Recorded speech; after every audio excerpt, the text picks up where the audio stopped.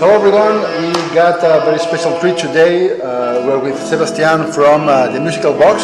They do a very special show. They put every night a show like Genesis did in the 70s. So we're going to start from there. Can you tell us how exactly this band came to be? How the idea got to Sure. reality? Sure.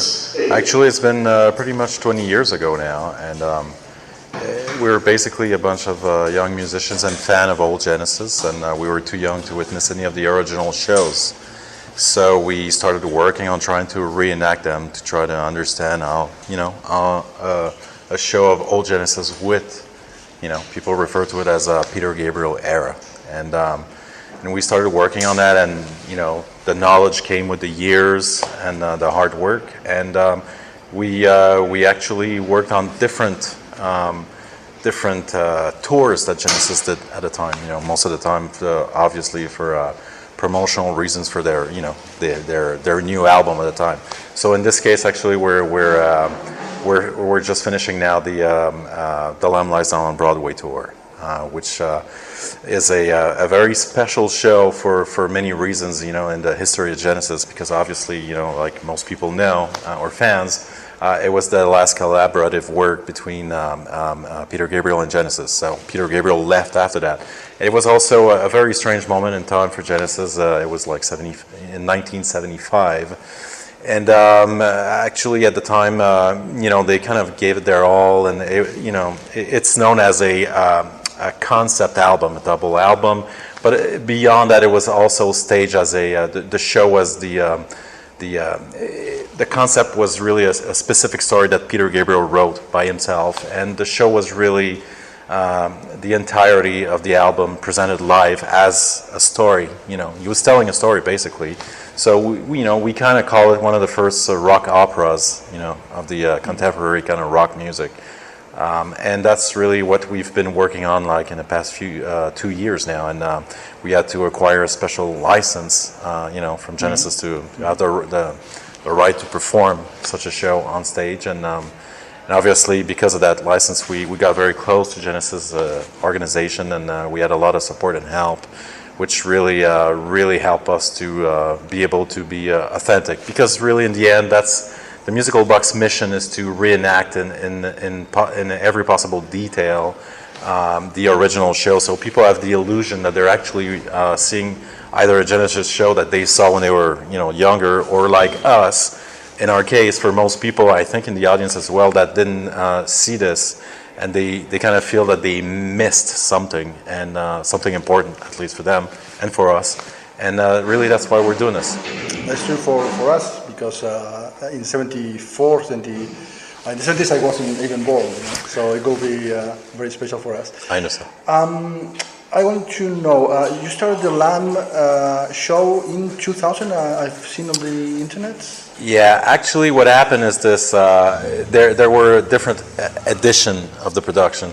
We started, we're from eastern part of Canada, French part of Canada, which had there's a very special love story between Genesis, specifically with Peter Gabriel and the audience there, and so we kind of started playing this show as kind of almost like a test market to it, So Genesis agreed to let us perform this show only where we live, It was a very local thing, and then it turned out to be quite a success. And I think also that Peter Gabriel's always been known to be very protective and very attached to his story of the Lamb Lies Down on Broadway. Never really used it in any other project after that, but I think there was always these rumors that he would still think of working with this concept, and try to elaborate it a bit in a more of a modern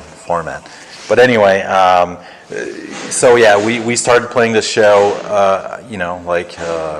13 years ago now, where we live. And eventually, we agreed with Genesis to have an international license. So we did a first edition about 6 years ago, and we've we've acquired a new license, if you like, to be able to perform it again. But this is definitely the last time we're gonna, acquire and ask for such a license. We've performed the show many times all over the world, so it's it's been quite the journey with that specific piece. I'm going to ask about before Lamb was in 2000. You did also Foxtrot, I think. Actually, the musical box, since it exists, we've been performing, I think, up to 7 different Genesis productions.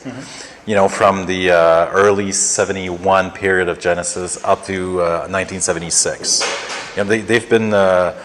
They've been producing a lot of material. In those years, it was like at least an album a year, and then the tour that would follow it. So we pretty much cover different versions of all these tours also. For example, Selling England by the Pound was performed by Genesis in 2 different kind of sets and live presentations. So we've covered that. So it's kind of 2 different productions for us.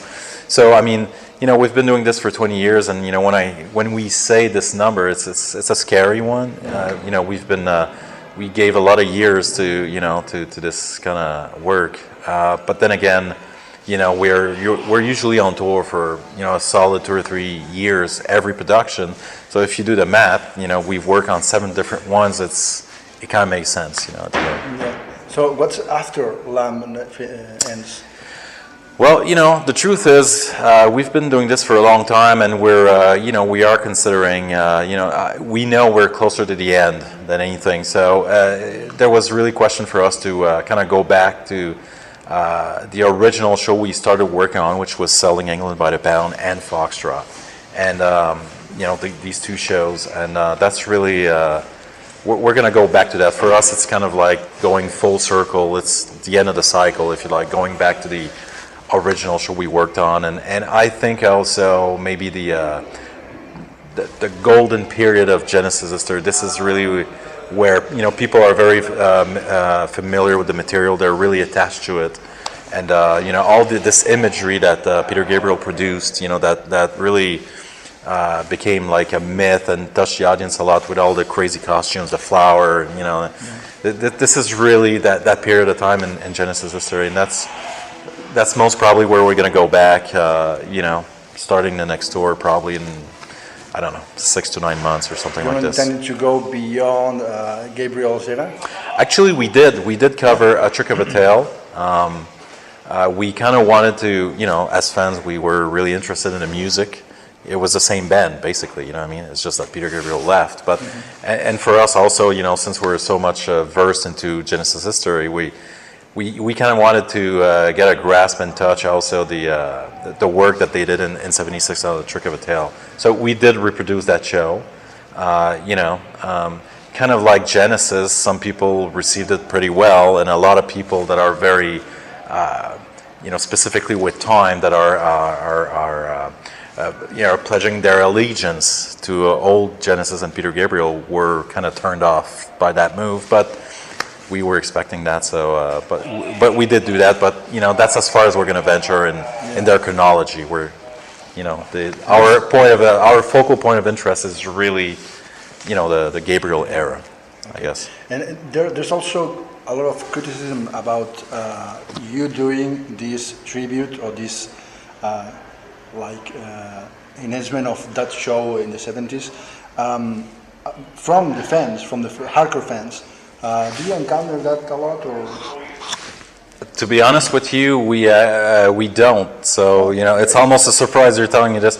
I guess people are not comfortable with that kind of approach, or they feel we're rubbing something out of the past or reenacting something that should stay in the past. I mean, obviously they're not the people we're meeting, and that are coming to see the shows, and generally speaking, I think people, even if they're uncomfortable with some concept of the old interpretation, I think people usually get that we're trying to be just really respectful, and we're really we're taking this very seriously. So. In that sense, we've never been a tribute band. We're not a cover band. That's not what we're trying to do. You know, everything we do on stage has a reason, a purpose, and basically, you know, we feel that it's kind of like in some ways, you know, a lot of classical music performers, you know, which will dedicate their whole career on, you know, one or two specific classical composers. You know what I mean? It's just that we're interested in something a bit more contemporary, you know, that's been done 40 years ago.